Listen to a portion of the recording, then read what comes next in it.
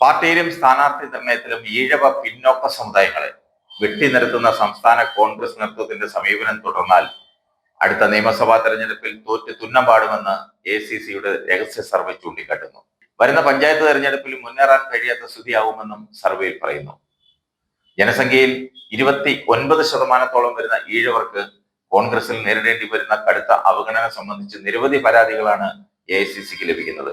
ഈഴവ സമുദായത്തെ അവഗണിച്ച് UDF അധികാരത്തിൽ എത്തുക ശ്രമകരമായിരിക്കുമെന്നാണ് കഴിഞ്ഞ ആഴ്ച തിരുവനന്തപുരത്ത് നടന്ന KPCC രാഷ്ട്രീയകാര്യ സമിതി യോഗത്തിൽ തന്നെ കോഴിക്കോട് നിന്നുള്ള മുൻ general secretary N Subrahmanyam തുറന്നടിച്ചത്. AICC സംഘടനാ ജനറൽ സെക്രട്ടറി KC വേണുഗോപാലിന്റെയും കേരളത്തിന്റെ ചുമതലയുള്ള ജനറൽ സെക്രട്ടറി ദീപാദാസ് മുൻഷിയുടെയും സാന്നിധ്യത്തിലായിരുന്നു സുബ്രഹ്മണ്യൻ ഇത് പറഞ്ഞത്. കഴിഞ്ഞ 2021 നിയമസഭാ തെരഞ്ഞെടുപ്പിൽ ഈഴവ സമുദായത്തിന് കോൺഗ്രസ് 35 സീറ്റ് നൽകണമെന്നായിരുന്നു AICC നടത്തിയ സർവേകളുടെ അടിസ്ഥാനത്തിൽ നേതൃത്വത്തോട് ശുപാർശ ചെയ്തത്. എന്നാൽ കോൺഗ്രസ് മത്സരിച്ച 98 സീറ്റിൽ 14 എണ്ണം മാത്രമാണ് നൽകിയത്. അതിലേറെയും ജയസാധ്യത കുറഞ്ഞ മണ്ഡലങ്ങളായിരുന്നു. അപ്രധാന സ്ഥാനാർത്ഥികളെ നിർത്തിയെന്ന ആക്ഷേപവും ഉയർന്നിരുന്നു. വിശ്വകർമ്മ തുടങ്ങിയ പിന്നോക്ക വിഭാഗങ്ങൾക്ക് സീറ്റ് ഉണ്ടായിരുന്നില്ല.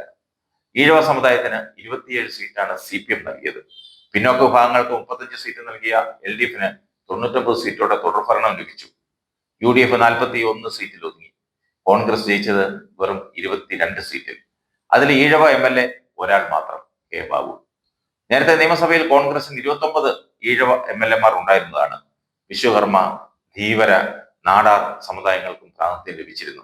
K കരുണാകരനും ആന്റണിക്കും ശേഷം കോൺഗ്രസിൽ പുതിയ നേതൃത്വം വന്നതോടെ 2006 മുതൽ പിന്നോക്കക്കാരെ വെട്ടിനിർത്താൻ തുടങ്ങി.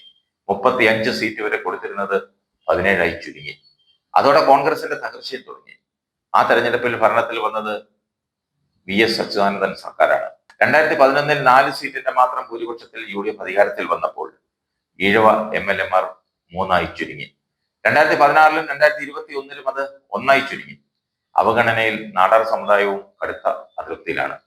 ഈഴവരെ അവഗണിക്കുന്നത് UDF ദോഷകരമാകുമെന്ന മുന്നറിയിപ്പാണ് CMP general secretary CP John കഴിഞ്ഞ ദിവസം ഒരു മാധ്യമത്തിന് നൽകിയ അഭിമുഖത്തിൽ പറഞ്ഞത്.